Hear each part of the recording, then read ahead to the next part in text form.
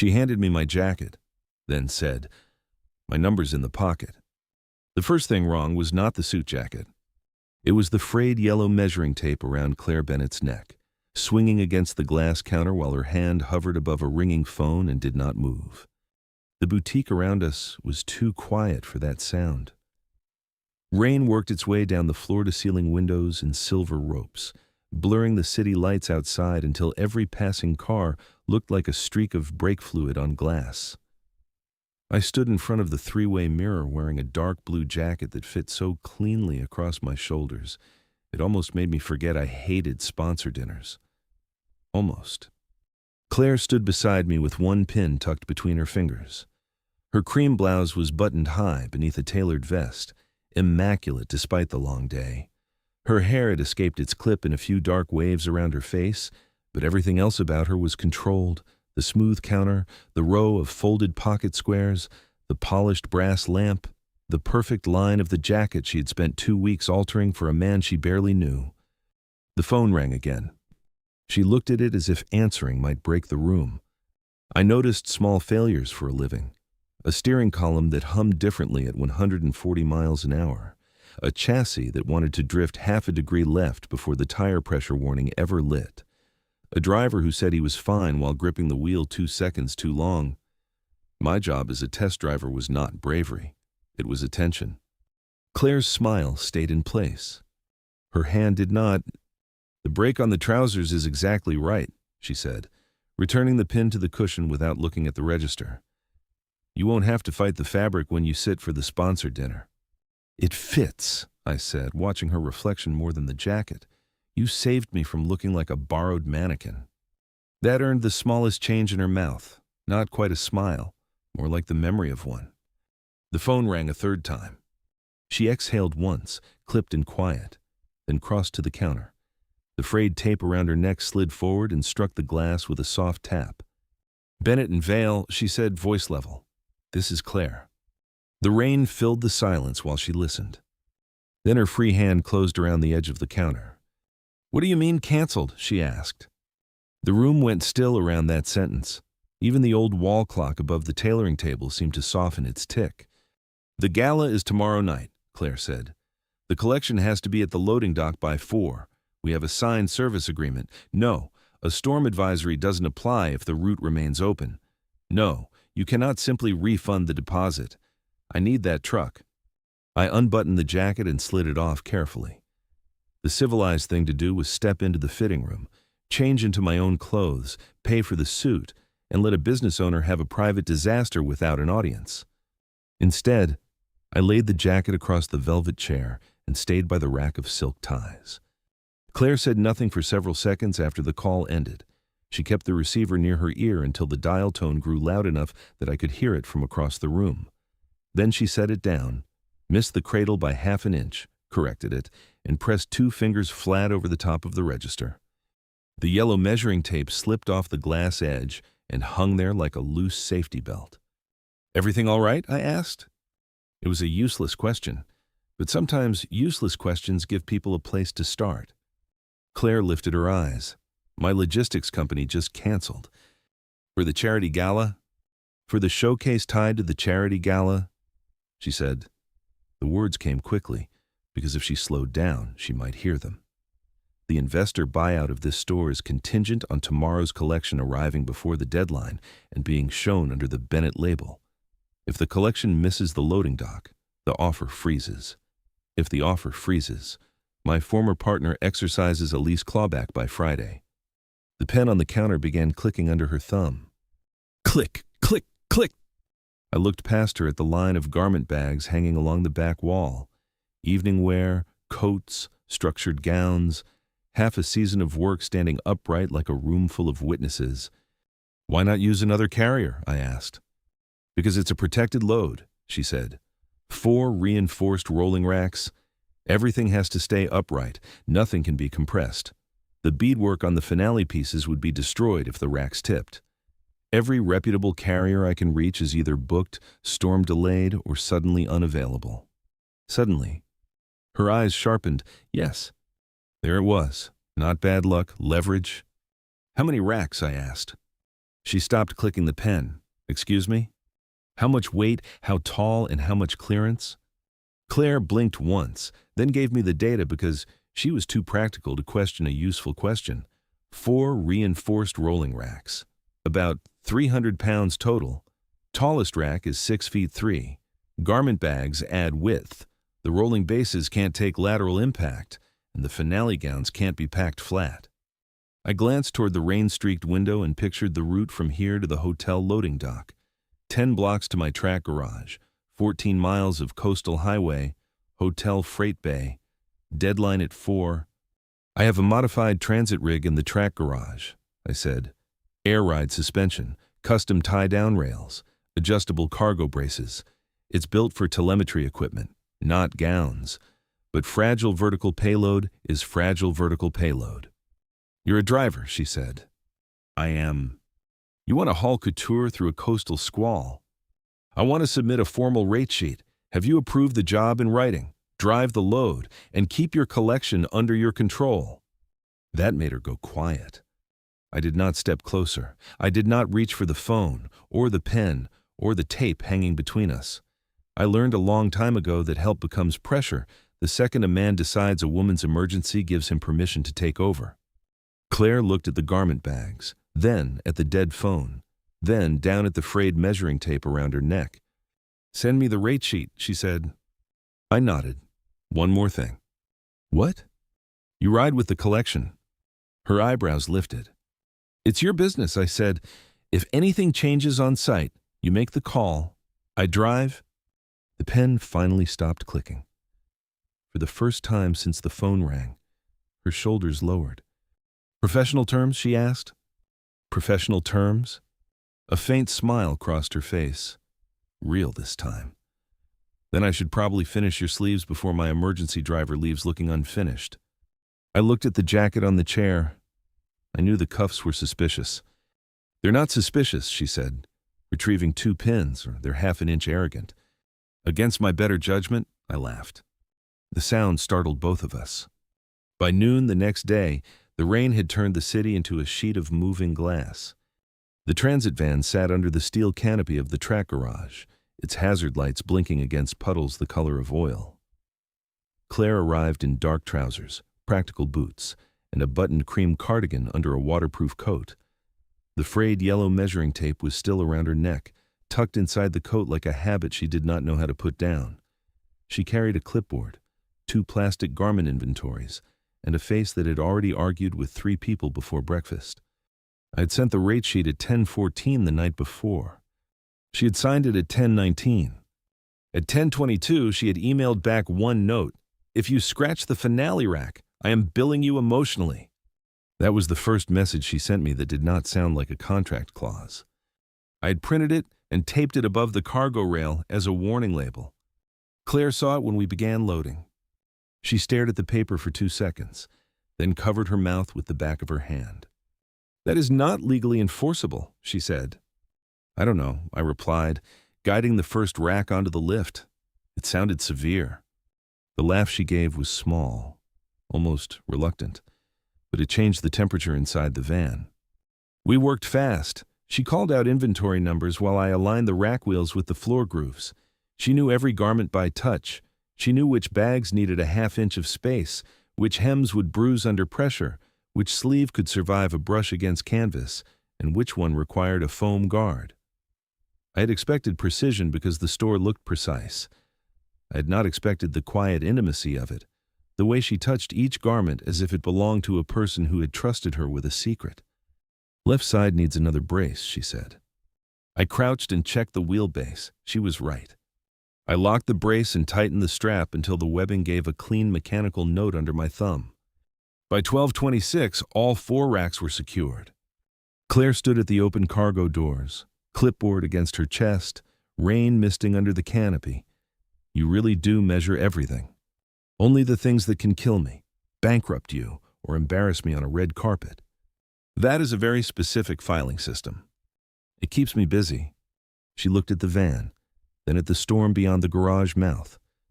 For 1 second, the composed boutique owner slipped, and the woman underneath showed through, tired, stubborn, and standing at the edge of something she could not afford to lose. "You can still back out," she said. I closed the cargo door and checked the seal. "You already signed the rate sheet." "That's not what I meant." "I know." I looked at her across the wet concrete. "I don't back out once the load is mine." Her hand tightened around the clipboard, but not from panic this time. "Then let's go," she said. The first 10 miles were ugly but manageable. Rain hammered the windshield hard enough to blur the wipers at full speed. The coastal highway held a shallow film of standing water, and every gust off the ocean tried to shove the van into the next lane. I kept the RPMs low and the steering input smaller than instinct wanted. Most people fight a slide too late. They jerk the wheel away from fear and lose traction because fear always overcorrects. In a slide, you don't fight the wheel. You steer into it until the tires catch. Claire sat in the passenger seat with the clipboard balanced on her knees. She had not spoken in 20 minutes. Her eyes moved from the road to the side mirror to the small cargo camera mounted above the rear doors. Every time the van rolled over a pothole, the camera feed showed the racks holding. "You're going to crack that clipboard," I said, eyes on the road. She looked down at her fingers and loosened them. "I'm not used to being the passenger when my business is on the line. The suspension is doing its job. The clothes are fine." "It isn't just the clothes." I waited. She turned the clipboard over and stared out the passenger window. "The investor threatening to pull the lease is Marcus Vale. Former partner, current building owner. He wants the space for a brand willing to pay twice my rent. But our separation agreement says if I hit quarterly revenue targets, he has to buy me out at market value instead of forcing a vacancy. The gala pushes you over the line." "Yes, and he sits on the transport company's board." Her mouth tightened. "He bought a minority position last winter. I thought it was just one of his strange little empire-building habits." "Not strange," I said, patient. Claire looked at me. My hand settled lower on the wheel. The van held straight through the rain, but the word leverage sat in the cab like burned rubber. "I walked away from a factory racing team 2 years ago," I said. "Sponsors wanted a flawed chassis pushed through a test day for a television package. The steering rack was wrong. I could feel it before the data showed it. They told me I was protecting myself instead of the team." "What did you do?" "I gave them the data, refused the run, and lost the seat." She was quiet for a long moment. "Were you right? Car failed on a simulator run 2 weeks later? That doesn't sound satisfying." "It wasn't. Being right after a near disaster is mostly paperwork." Her laugh came out under the rain, tired but real. A gust hit the broadside of the van. The chassis shifted, not badly, but enough. I eased into it, let the tires find the groove, and brought us back to center. Then a sharp metallic screech came from the cargo bay, followed by a heavy thud. Claire twisted toward the rear camera. What was that? I engaged the hazards and feathered the brakes, bringing the van onto the gravel shoulder without letting the payload surge forward. "I can check the rack alone," I said, shifting into park, "or you can come with me and keep the garment bags off the floor." "Your call." She unbuckled before I finished. "It's my collection," she said. "Then stay on my right side and keep 3 points of contact." The rain hit us sideways when we opened the doors. Wind tore at my jacket and turned Claire's hair dark against her cheek. Inside the cargo hold, the air ride suspension had done its job, but one of the factory nylon straps on the heaviest rack had snapped clean at the stitching. The rack leaned against the side panel, its garment bag swaying with every gust. Claire climbed into the back carefully, one hand on the side rail, one boot braced on the ribbed floor. I stayed below until she was balanced, then climbed in after her. "The base is sliding," she said, voice raised over the rain. "If it tips, the beadwork on the finale gowns will crush." I opened the side compartment and pulled out a heavy-duty yellow ratchet strap. "I need the base anchored to the floor track, but I can't lift and strap at the same time." "Tell me what to do." No panic, no helplessness, just focus. "Left side of the rack," I said. "Grab the vertical bar. When I say lift, pull toward you just enough to unload the right caster, not more. If it swings, let it settle. Don't fight it." She nodded. The cargo hold smelled of damp wool, rubber floor mats, and wet asphalt. Rain drummed on the roof so hard the sound became physical. I slid the steel hook into the floor rail and threaded the webbing through the spool. Lift. Claire pulled, the rack rose an inch. I fed the strap over the base bar and cranked the ratchet. The clicks cut through the storm, clean and mechanical, each one taking slack out of the problem. Set it down. She eased the weight back. The rack held. I checked the tension, then tested the lateral movement with both hands. Solid. Claire's shoulders dropped. Water dripped from her jaw onto the steel floor. She looked at the strap, then at me. "You didn't hesitate," she said. "Neither did you." I grabbed a dry microfiber towel from the supply bin and handed it to her, then turned to check the second rack before the moment could become something she had to answer. By the time we climbed back into the cab, her hair was wet, my jacket was soaked through, and the clipboard had a corner of rain damage. Claire looked at the taped note above the cargo rail in the camera feed. "If you scratch the finale rack," she said, "the emotional billing doubles." Understood. "Plus interest?" "That seems punitive. I'm under pressure." "I'll allow it." She smiled at the windshield. The storm kept coming, but the van felt steadier after that. We reached the hotel loading dock at 3:45 p.m. The freight entrance sat beneath the building like the mouth of a concrete tunnel, lit by harsh fluorescent strips and smelling of diesel, wet cardboard, and old coffee. I backed the van into Bay 4 until the rear tires kissed the rubber bumpers with a soft squeak. Claire checked her watch, then the clipboard. 15 minutes early, I said. "Don't say it like that. Deadlines hear confidence and get jealous." "You talk to deadlines?" "I negotiate with them." "Do they answer?" "Usually with invoices." I cut the engine. We walked to the rear doors. The racks had not moved. Even the snapped strap hung neatly from the replaced anchor point like evidence of a solved argument. Claire rolled the first rack down the ramp, and I took the second. We guided them to the heavy steel freight doors. A keypad glowed beside the frame. Claire typed the code. A red light flashed. "Access denied." She wiped rain from the pad and tried again. "Access denied." The service door beside the freight entrance opened, and Marcus Vale stepped out wearing a charcoal suit, a laminated badge, and an expression built to look regretful in security footage. "Claire," he said, checking his watch, "you're cutting it close." "We're 15 minutes early," Claire said. Her voice went calm in a way that made the loading dock feel colder. "Open the freight doors." Marcus spread his hands. Storm protocol. All non-essential exterior doors locked down from the main system at 3 o'clock. Since you chose an unapproved carrier, your delivery vehicle isn't listed for an exception. I looked at the freight doors, the keypad, the conduit, the emergency signage, the junction box mounted high on the concrete wall. Marcus had planned this in layers: cancel the transport, force a replacement, deny dock credentials, suggest the lobby. Disqualify the showcase when industrial racks hit marble floors during a VIP cocktail hour. Claire saw it at the same time. "My buyout is tied to this show," she said. "You know exactly what you're doing." "I'm following protocol." "You changed the protocol at 3. The storm changed the protocol." Marcus's smile thinned. "You'll have to use the front entrance." "You can't roll 4 steel garment racks through the lobby. Then it looks like you missed your window." He turned toward the service door. "Claire," I said. Marcus paused. She looked at me. "I can identify whether this is a true server lock or a local service override," I said, "but I won't touch hotel property without authorization. You can call the event director and put me on speaker, or we walk away and document obstruction. Your call." Claire reached for her phone before I finished. Marcus's smile faltered. "Helen," Claire said when the call connected. "I'm at Bay 4 with the collection. The dock code was disabled after 3. Marcus is refusing access and trying to send us through the lobby.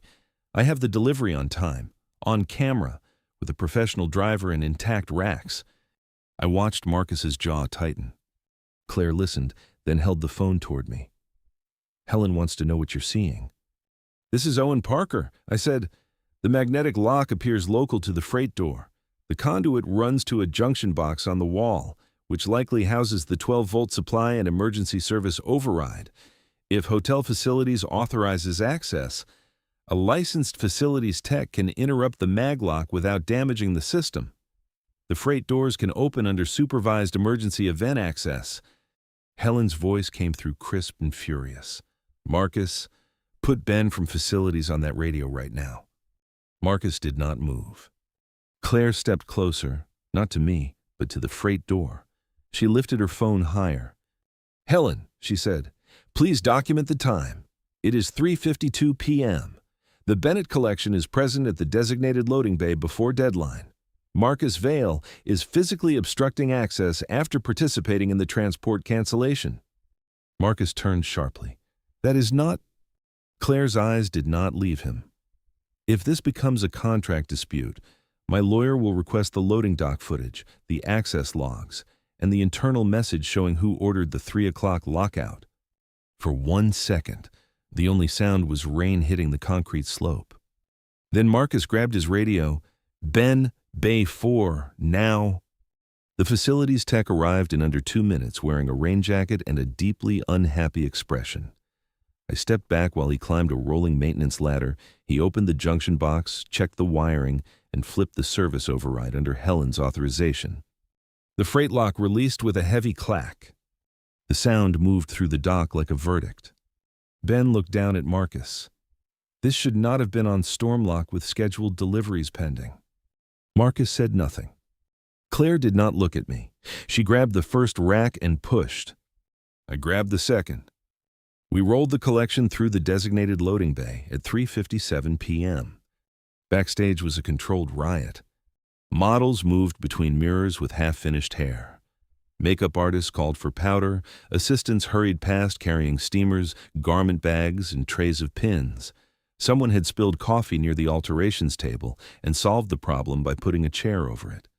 The air smelled of hairspray, hot fabric, and panic with better lighting. Claire changed the room without raising her voice. She assigned one assistant to steam the ivory pieces, another to find black thread, another to line up the models by hem length. She pinned a dropped seam in less than 30 seconds. She caught a missing cuff button by touch. She found a makeup stain on a sleeve before anyone else saw it and removed it with a white cloth and a patience that looked almost dangerous. I stayed against the concrete wall because my job was done. The racks were delivered, the contract window was secured, the storm was outside again. I should have left, driven the van back to the garage, and filed the invoice. Instead, I leaned against the wall and watched a woman who had nearly lost everything put a room back into order 1 pin at a time. Competence is a quiet thing. It changes the gravity around it. 2 hours later, the applause from the ballroom rolled backstage through the heavy velvet curtains. Claire stood near the last rack with both hands resting on the top bar. Her frayed yellow measuring tape was still around her neck, damp at the edges from the storm. A line of exhaustion sat beneath her eyes, but her hands were steady. A woman in a sharp tuxedo crossed the room toward her. Helen. I assumed. The event director had the walk of someone who had personally threatened 3 departments and enjoyed none of it. The board loved the collection, Helen said. The buyout paperwork is moving to legal in the morning. Also, Marcus is furious, which is a lovely bonus. Claire's smile appeared slowly, like light entering a room through a door someone forgot was unlocked. Thank you, she said. Helen glanced at me. And who is this? Your new logistics manager? Claire turned. Her eyes met mine across the mess of garment bags and folding tables. She did not look away. This is Owen, she said. He's my partner. The word hit harder than the storm gust on the highway. Helen raised an eyebrow, looked between us, and smiled like she had decided not to ask the obvious question. Good. Keep him. The dock team needs adults. Then she walked away. I pushed off the wall and crossed to Claire. The overhead work lights had been lowered, and the glow from the dressing mirrors softened the edges of the room. People were still moving around us, but the worst of the chaos had passed. Partner? I asked. You handled the logistics, Claire said, touching the yellow tape at her collarbone like she needed to confirm it was still there. I handled the fabric. It felt accurate. I usually require more paperwork before accepting titles. I'll have legal draft something terrifying. That seems on brand. This time, her laugh did not try to hide. I reached into my pocket and pulled out the invoice I had written on a notepad page in the van. The rain had softened one corner, but the amount was legible. I held it out. "My rate sheet," I said. She looked at the paper. Then she turned to the rack behind her and unzipped a garment bag. Inside was my dark blue suit jacket, perfectly pressed. The same one from the mirror. She lifted it off the hanger and held it across the counter between us, the jacket forming a clean line of wool and boundary in the space where the day had almost tipped into something neither of us had named. "My number's in the pocket," she said. "Call me tomorrow if you still want to." I took the jacket. No perfume, no closing the distance, no easy line that would make the moment cheaper than it was. Just wool, rain, and the frayed yellow measuring tape resting against her vest while she waited for my choice. I slipped my hand into the right pocket and found a simple white business card. On the back, written in black ink, was a phone number in one word: tomorrow. I put the card into my jeans pocket. Then I picked up the first folding rack and began breaking it down. Claire looked at me. "Your job is finished." "Not according to my emotional billing statement." Her smile went crooked. That clause may be enforceable after all. We packed the racks together until midnight. 6 months later, the rain was gone. The new boutique sat on a corner lot in the Arts District, all exposed brick and brass fixtures and massive windows that let the afternoon sun spill across the floorboards. There was a work table in the center, a leather sofa near the back, and a framed copy of the signed buyout execution hanging behind the register, where a less practical person might have placed art. Claire called it ugly. She also looked at it every morning before opening the store. I sat on the sofa with a tablet in my lap, reviewing suspension data from a morning track session. The numbers were good. The new prototype wanted to oversteer at high speed, but only if the tires were cold. That made it honest. I liked honest problems. Across the room, Claire measured a client for a bespoke overcoat. She moved with the same quiet command I had first seen in the old shop, but there was room in her now for softness between instructions. She adjusted the shoulder seam, marked the cuff, and made the client laugh when he apologized for standing wrong. "No one stands wrong," she said. "Some jackets are just dramatic." The frayed yellow measuring tape rested around her neck. Not new, not replaced, not repaired. I had asked once why she kept using it when the printed numbers had started to fade near the edges. It was my first one. She had said, "It lies less than the new ones." That was Claire, sentimental, but only if she could justify it as accuracy. The bell above the door chimed when the client left. Claire locked the door behind him and crossed the room carrying a small velvet box. She dropped it onto my tablet, covering the data charts. "The courier just brought it," she said. I picked up the box. Inside was the USB drive containing the final legal transfer and buyout execution.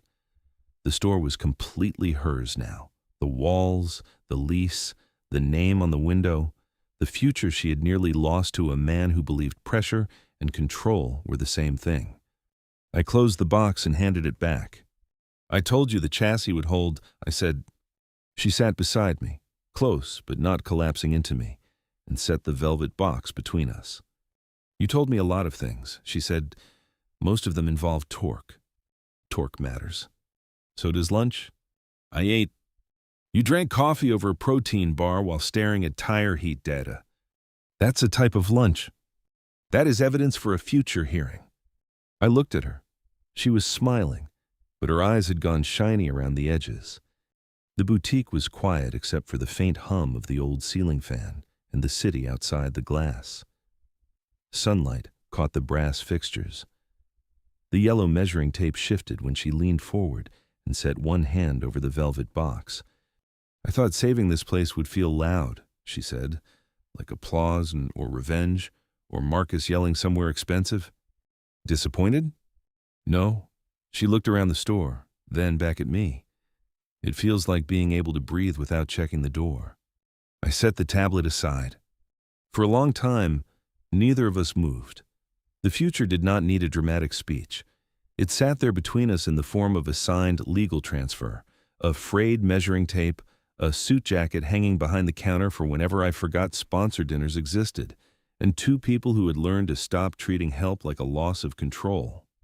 Claire picked up my jacket from the back of the sofa and brushed a speck of lint from the shoulder.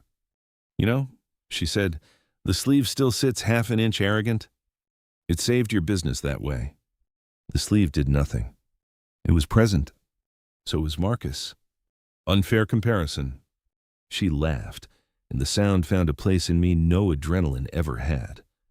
I reached down, picked up her discarded work flats from the walkway, and set them neatly beside the sofa where no client would trip over them. I did it without thinking. She noticed anyway. "You always move the dangerous things out of the way," she said. "Track habit." "No." Her hand rested briefly on the frayed tape at her neck. "Care habit." I did not know what to say to that. So I said the only true thing I had. "In a slide, you don't fight the wheel."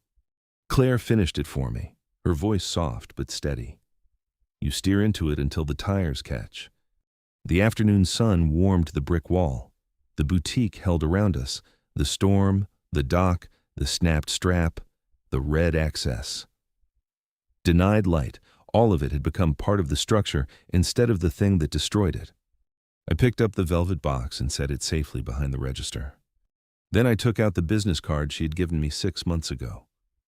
The edges were worn now from being carried in my wallet. Her number had faded slightly, but the word on the back was still clear.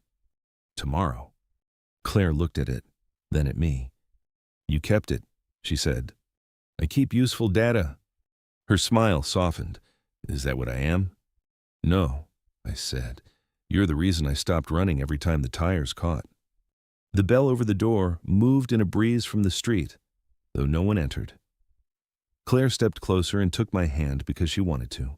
Not because the storm had cornered her, not because a deadline demanded it, not because leverage had taken away every other option. Her fingers were steady.